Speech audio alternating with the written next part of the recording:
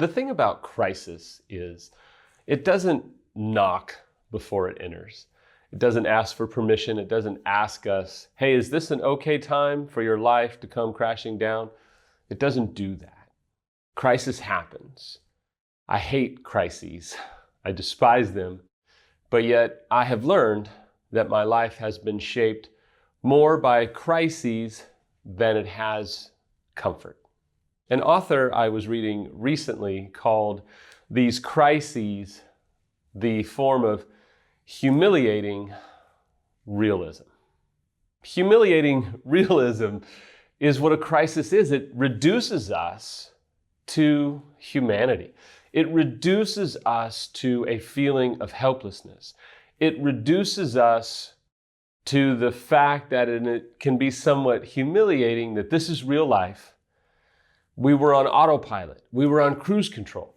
We were just kind of going through life at a speed that we thought everything was cool, everything was good. My life has these things. We're kind of in this place, so everything's cool. Alternatively, some of you might have been in a position where you were like, you know what? I've got this, I've got that, I've got this problem, this difficulty, but at least this part of my life is okay. And that may have been your relationship. You may have been thinking, you know what? At least I have her or I have him. And now you sit, like all of us, in the middle of an extremely grounding, heart-wrenching crisis. Today's blog is not a one-size-fits-all blog. However, I think all of us can learn from the content that's in the blog. Because at some level, when the crisis of infidelity ransacked our life, it forced us into a place where we were no longer sleepwalking. We were no longer and are no longer on autopilot, where we just are kind of going through the motions, living our little life. That comfort has been shattered. That predictability has been decimated. And we're left in a situation where we can go, my life is spinning out of control. What now? And I want to tell you that today, I want to meet you right where you're at, give you some real practical tools to make it through what is probably the most difficult season of your life. I believe there's three choices that we have when we hit a crisis like this. Number one, probably the most stubborn of the three, is that we can keep wanting our old life back. We can be pretty resistant, pretty angry, and have a lot of animosity in our life because we don't want, and we certainly don't like, the life that we've now been handed. Everything that we once knew has been shattered and is uncertain, and we can find ourselves wanting to go back, even though we have a tendency to romanticize, for some of us, how things were going. We can still want and yearn and desire that old life back, even though if we ground ourselves and we look at how that life was, it may not have been as wonderful and as fulfilling as we think it was. But we can get angry, we can get bitter, we can continually want our old life back, which produces in us more anger, more resentment, more bitterness, and a refusal to do the work that we need to do to get healthy. The second choice, and I think a lot of us do this, is that we decide to run from our pain. We will overwork, overeat, overdrink. We will immerse ourselves in our job, in our kids, anywhere to hide from being present to the pain and the hurt and the turmoil and the trauma that we're trying to navigate through. We will dive headfirst into whatever I can do to stay busy, or whatever I can do to compartmentalize this pain, box it up nicely, and just put it away for another time. I've talked to so many people over the years who came to a moment, either they were unfaithful or their spouse or partner was, and they come to a moment where they thought, you know what, we're just going to kind of talk a little bit about this and then put it away and just move on. The problem is you cannot do that with trauma. It comes back in spades. And it comes back to uproot, unfortunately, every area of your life. You have to be able to deal with your pain and your hurt. You cannot outrun it. You cannot outrun grief. You cannot outrun trauma. It finds a way to catch us. It finds a way to affect us. It finds a way to cut our legs out from underneath us. Now, I know this is a dark time.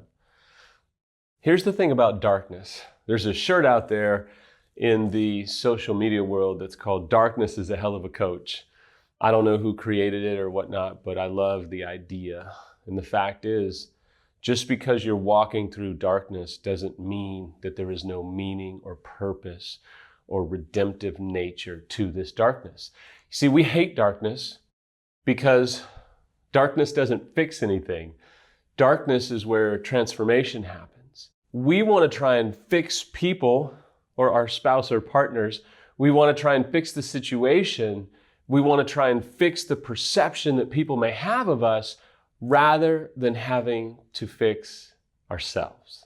See, if we can focus on other people, then we don't have to deal with ourselves. So if we make our spouse or our partner the bad guy or the bad girl, then we don't have to deal with us. Now, not for a moment am I implying any weird pseudo-blame on a betrayed spouse, that your spouse cheated because you were the cause. Absolutely not.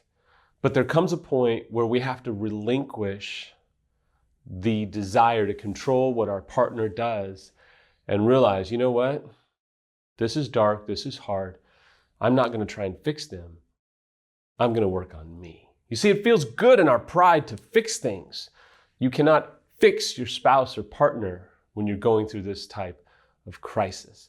You can only work on you, and that's hard enough to work on yourself.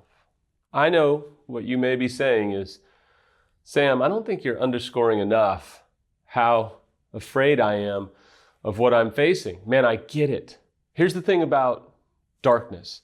It creates in us a fear, and that fear opens us up in a way that we otherwise wouldn't be open. As we say goodbye today, I want to encourage you to do one thing, and that is to stay with the pain. You may say, what does that mean? We go through what I've discussed today as a crisis, and we begin to want to escape, want to run away, want to hide, because the pain is so immense. But I want to challenge you, I want to encourage you, I want to appeal to you today to stay with the pain, despite the fact that there's not a lot of meaning to it, there's not a lot of answers to it, there's not a lot of solutions to it, it's not really making a lot of sense, and you can't really see how it's going to play out. But I want to tell you that is the path. So many people not only create incredible havoc for their own life, but they create even more havoc for all the people around them when they try and run away from their pain, when they try and hide from their own trauma, when they try and bury it and then it comes up and explodes in a way that affects even more lives around them. It is when we stay with the pain, despite the fact that we can't figure out how this will ever be useful, how this will ever be positive, how this will ever shape us in a positive way. It's when we stay with it and decide, you know what, my life is worth staying with this pain. My life, although I don't understand where I'm going, and although I want to even throw in the towel on myself, let alone my partner that I can't control. It's enough to want to throw in the towel when you just feel like it doesn't make sense. I don't find any meaning here, Sam. I am hopeless. Man, I get it. And I don't have any quick answers for you. I don't have any super solutions for you. I can't make it all make sense.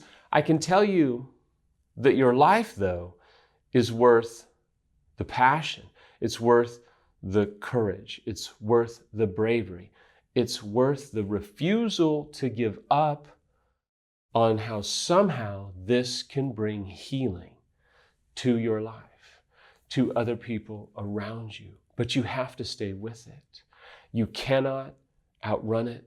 You cannot put your head in the sand. I know that you want to. I know that you want to hide under the covers. I know you want to do anything to escape. You cannot. I've learned. I've tried. You can't. But what you can do is hold your ground and stay with it, even though it doesn't make sense right now. I hope that you will stay with the pain today. I hope that you will let it shape you, let it form you into the new person that if you come from faith, God is trying to make you into. If you don't come from faith, that new person that has a new ability to see things in a whole new, different way, that has new hopes, new dreams, new courage, new resiliency. Today, my hope, my prayer for you is to not just be resilient, but to stay in the fight, even though it doesn't make sense right now. I'm confident, I'm hopeful, I'm actually positive that one day, as you look back, you will be so proud of yourself that you didn't give up.